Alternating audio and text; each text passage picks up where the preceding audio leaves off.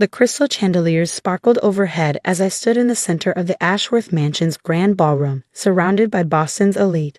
My engagement ring caught the light, throwing tiny rainbows across my champagne glass. Everything was perfect, until I saw Marcus's face. He was striding toward me, his jawline tight with anger, holding his phone like a weapon. Behind him, his mother Victoria watched with barely concealed satisfaction. "You lied to me," he said, his voice carrying across the murmuring crowd. "All this time you've been lying." My name is Emma Crawford, and at 28, I was about to learn just how quickly a perfect life could unravel. "Marcus," I said quietly, "what are you talking about?" He thrust his phone in my face. On the screen was my old LinkedIn profile, the one I deleted months ago. Stanford Business School, a master's in finance. You didn't even finish community college. The room went silent. I could feel hundreds of eyes on me, judging, waiting for my response. My hands started to shake. "I can explain." "Explain what?" He laughed, but there was no humor in it. "How you convince everyone you were some brilliant financial analyst when you're really just a secretary. How you wormed your way into my life, into my family's company." Victoria Ashworth stepped forward, her designer heels clicking on the marble floor. "I knew something wasn't right about you," she said, her voice dripping with disdain. "No one from your background could possibly be what you claimed." I looked around the room, at the faces of people who'd supposedly become my friends over the past year. They all wore the same expression, a mixture of shock and smug vindication. They'd never really accepted me, the outsider who'd somehow caught the heir to Ashworth Investments. "Marcus, please," I said, fighting to keep my voice steady. "Let's talk about this privately." "Oh, now you want privacy." He grabbed my left hand roughly, pulling at my engagement ring. "After humiliating me in front of everyone? After making me look like a fool?" I yanked my hand back, but he'd already gotten the ring off. Tiffany's finest, 5 carats of flawless diamond, now looking oddly small in his clenched fist. "The wedding's off," he announced to the room. "I can't marry someone who built our entire relationship on lies." He turned back to me, his handsome face twisted with contempt. "Did you really think you could pull this off? That no one would discover the truth?" The truth, if only he knew what that really meant. "While you've been playing dress up," he continued, "pretending to be something you're not, I've been seeing someone else. Someone real. Someone who actually belongs in this world." A tall blonde stepped out of the crowd. Amanda Porter, head of client relations at Ashworth Investments. She took Marcus's arm, a triumphant smile on her face. "Amanda has an actual MBA," Marcus said, "from Harvard. She understands business, understands our world. Unlike you." I stood there, feeling the weight of every judgment, every whispered comment, every sideways glance I'd endured over the past year. But underneath the humiliation, something else was building, something that felt a lot like freedom. "You're right," I said quietly. Marcus blinked, clearly thrown by my calm acceptance. "What?" "I did lie. I took off my shoes, Jimmy shoes that had cost a month's salary, and held them in one hand. I'm not who you thought I was." Victoria's triumphant smile faltered slightly. This wasn't the hysterical reaction they'd expected. "But neither are you," I continued. "You're not the brilliant businessman you pretend to be. You're just a trust fund kid playing with daddy's money." Marcus's face reddened. "How dare you?" "How dare I?" I laughed, and this time it was genuine. "You know what's funny? I actually felt guilty about my lies, about pretending to be less than I am to protect my real work. But you? You've never felt guilty about anything in your life, have you?" Confusion crossed his face. "What are you talking about?" I smiled, thinking about the email I'd received just that morning, the one confirming that everything was in place. "You'll find out soon enough." With that, I turned and walked toward the door, my bare feet silent on the marble floor. Behind me, I could hear Marcus's voice, higher now with uncertainty. "Where are you going?"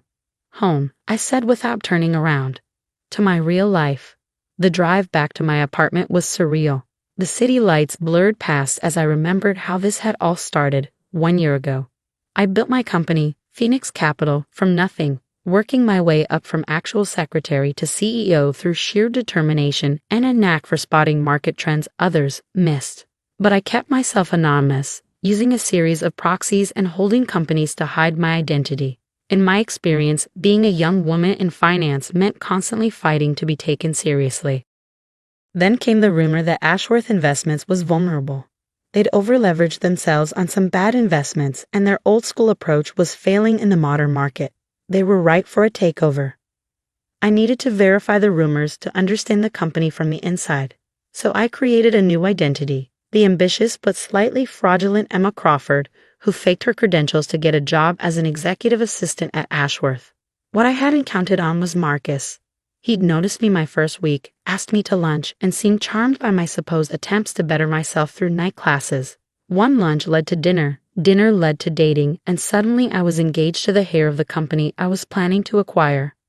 I told myself I'd end it before it went too far, that I'd find a way to let him down gently once I had the information I needed. But part of me had actually started to care for him, to hope that maybe he'd understand when the truth came out. Tonight had proven how foolish that hope had been. I climbed the stairs to my apartment, my real apartment, not the modest one Marcus thought I lived in. Inside, I kicked off my fancy dress and pulled on comfortable clothes, then sat down at my desk and opened my laptop. A new email was waiting. Miss Crawford, all preparations are complete. We can begin the acquisition process whenever you give the word. James Morton, Legal Department. I thought about Marcus's face when he'd thrown my lies in my face, about Victoria's smug satisfaction, about Amanda's triumphant smile. I began to type, Mr. Morton, begin immediately, and make sure the initial offer comes through our Singapore office. I want the Ashworths to have no idea who's really buying their company until it's too late. Emma. I sat back, looking at the city skyline through my window. Marcus thought he'd expose my lies tonight, thought he'd put me in my place. He had no idea that in 6 months he'd be working for me, if I decided to keep him on at all. My phone buzzed with a text from my chief operating officer, Lisa. Saw the society page update about the engagement. You okay? I smiled, thinking about what was to come. Better than okay, I replied. Everything's going according to plan. I closed my laptop and walked to the window. Below, Boston's financial district glittered like a carpet of stars. Somewhere out there, Marcus was probably celebrating with Amanda, thinking he dodged a bullet by exposing his gold-digging fiancé. Let him celebrate. In 6 months, he'd learn what it really meant to lie about who you are. 6 months passed like a perfectly executed business plan. I sat in my private office on the 45th floor, reviewing the final acquisition documents for Ashworth Investments. Everything had gone exactly as planned. Our Singapore office had made the initial offer, followed by increasingly aggressive moves through various subsidiaries. The Ashworths never saw the pattern until it was too late. They're here, Lisa announced from my doorway. In the main conference room. I checked my reflection in the window. Power suit perfect, hair elegant but understated, not a trace of the woman Marcus had humiliated half a year ago. How does he look? I asked, gathering my papers. Lisa smirked. Like someone who just realized he's lost his family's company and has no idea who he lost it to. The walk to the conference room felt like destiny. Through the glass walls, I could see them. Marcus, his father Richard Ashworth, Victoria, and their team of lawyers. They all wore the same expression of barely contained panic. I paused outside the door, remembering Marcus's words from that night. Someone real. Someone who actually belongs in this world. Well, time to show him just how real I could be. I pushed open the door, and the room fell silent. Marcus's face went from confused to shocked to pale with recognition. Victoria grabbed his arm so hard her knuckles went white. Good morning, I said, taking my place at the head of the table. I'm Emma Crawford, CEO of Phoenix Capital. I believe we have some papers to sign. This is impossible, Marcus sputtered. You were a secretary? I smiled.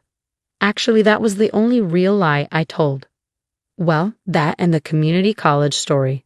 I do have an MBA from London Business School, not Stanford. I just kept it quiet while I was researching your company. Richard Ashworth leaned forward, his face red. This is some kind of joke. We're not selling our company to a woman you thought was a social climbing fraud. I opened my folder, sliding documents across the table. Actually, you are. The board approved the sale last week. These are just the final formalities. Victoria found her voice. Marcus, did you know about this? Did you tell her things about the company when you were?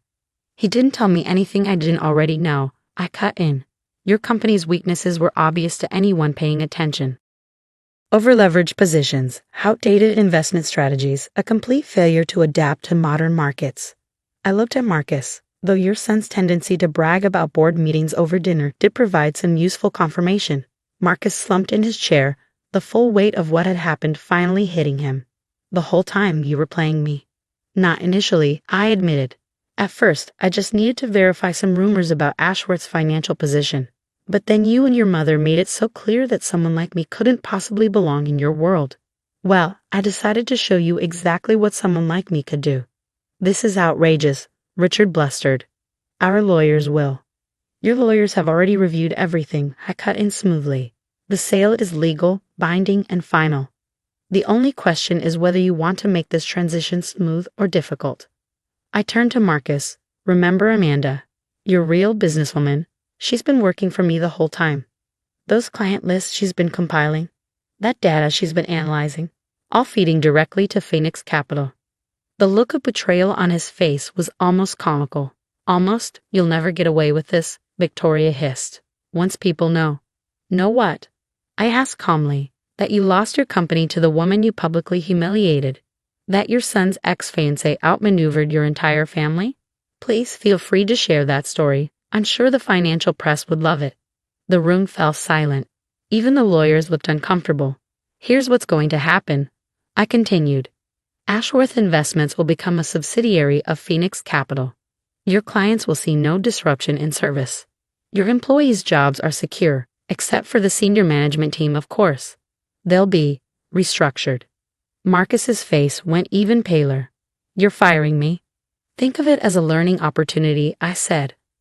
A chance to start from the bottom, prove yourself on merit rather than birthright. Isn't that what you always claimed to respect? The next hour was a blur of signatures and legal formalities. The Ashworths signed everything put in front of them, their fight completely gone. When it was done, when their family century-old company officially belonged to me, I stood up. One last thing, I said, reaching into my bag. I pulled out the engagement ring, the one Marcus had yanked off my finger 6 months ago. I believe this belongs to you. I set it on the table in front of him. Consider it a reminder that appearances can be deceiving. As they filed out of the conference room, Marcus lingered behind. Why? He asked quietly. Why go through all of this? You could have just bought the company. I looked at him for a long moment. You know, the night we met, you told me that the key to success was knowing your true worth. You were right. I just don't think you ever understood what that meant. After they left, Lisa brought in champagne. To the new owner of Ashworth Investments, she said, pouring 2 glasses. I took mine, but didn't drink immediately. You know what the funny thing is? If they just treated me with basic respect, if they hadn't been so convinced that someone like me couldn't possibly belong in their world, I probably would have structured this as a merger instead of a takeover. Their loss, Lisa said firmly. Though I have to ask, any of it real? With Marcus? I thought about it. Parts of it were. I think that's what made it hurt when he showed his true colors. But in the end, he proved exactly why this had to happen. Why companies like Ashworth need to change or die. Later that night, I stood in my office, looking out at the city. The press release would go out in the morning. Phoenix Capital acquires Ashworth Investments in historic deal. There would be speculation about my age, my gender, my qualifications, but none of that mattered anymore. My phone buzzed with a text from Marcus. I get it now, why you did it. For what it's worth, I'm sorry. I didn't respond. Some lessons don't need acknowledgement. Instead, I opened my laptop and began working on plans for Ashworth's restructuring. The company had potential. It just needed new vision, new leadership, new understanding of what really creates value in today's world. As I worked, I thought about that night at the engagement party, about standing barefoot on marble floors while Boston's elite sneered at my supposed deception. They thought they were witnessing my greatest humiliation. Instead, they've been watching the beginning of my greatest triumph. Sometimes I realized the best revenge isn't about getting even. It's about rising so far above those who doubted you that they're forced to look up and see exactly what they missed. The city lights twinkled below, and somewhere out there, a family of Boston blue bloods was coming to terms with the fact that their carefully ordered world had been upended by the very person they dismissed as unworthy. I smiled, raised my glass to the skyline, and got back to work. After all, I had a company to run, 2 companies now actually, and this was just